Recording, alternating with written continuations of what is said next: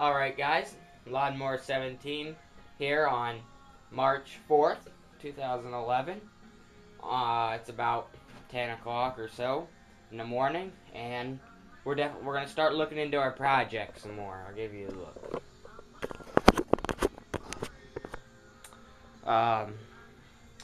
It was lowering the deck and stuff. We're going to take the mowing deck off eventually, but I'm going to eventually move the tractor over to the wall as far as I can.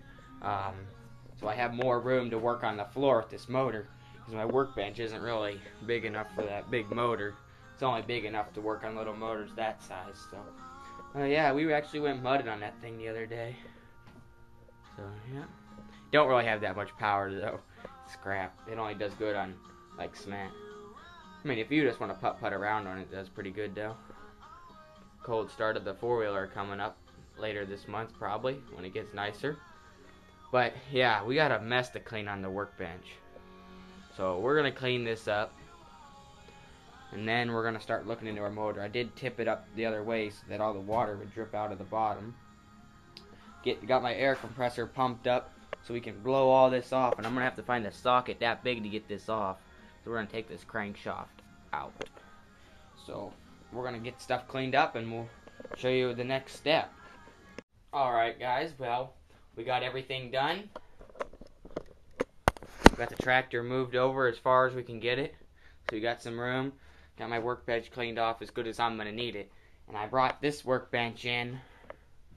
Not this it's a toolbox and a workbox. We put the motor up on it and sat it like this. So we don't have to work on the floor. You can get a better look down in there. There we go.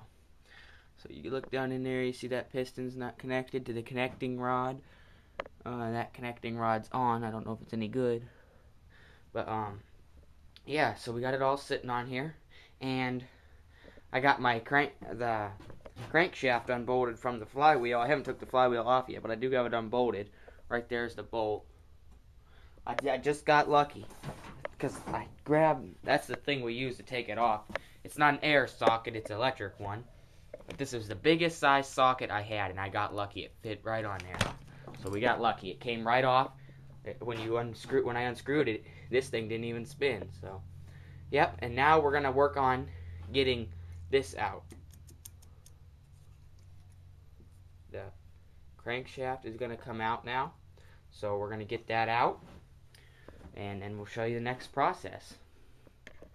Well, guys, it's been a while since feels like I've been trying to get this crankshaft out for an hour, and I just got it out. It was really hard to get it out. I had my wheel puller on it and everything, and it would not break loose. But we finally got it to come off. Right there it is. I didn't even know there was like another type of a coil underneath of here. Definitely when I put it back on, I'll give it a little cleanup. But the only way it came off was with this baby. Gave it one big hit and she came off. I'm like, I don't know if I want to do this or not, but it didn't hurt anything on the end here when I hit it, so it'll be alright. I don't like it. You can tell where there was some damage from that #1 cylinder right there. So now we're going to take the pistons out and get a look at them. Alright.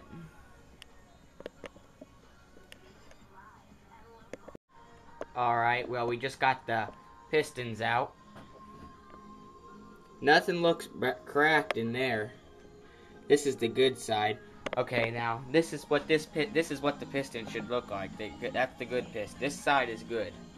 If we get a look at this piston, we got a bunch of cracks all in it. Right there, it's about right there. That piece just broke off. So this piston's bad except for this little center piece. It looks like the connecting rod broke. I don't even know where it's at. But, yeah, this piston has seen its better days.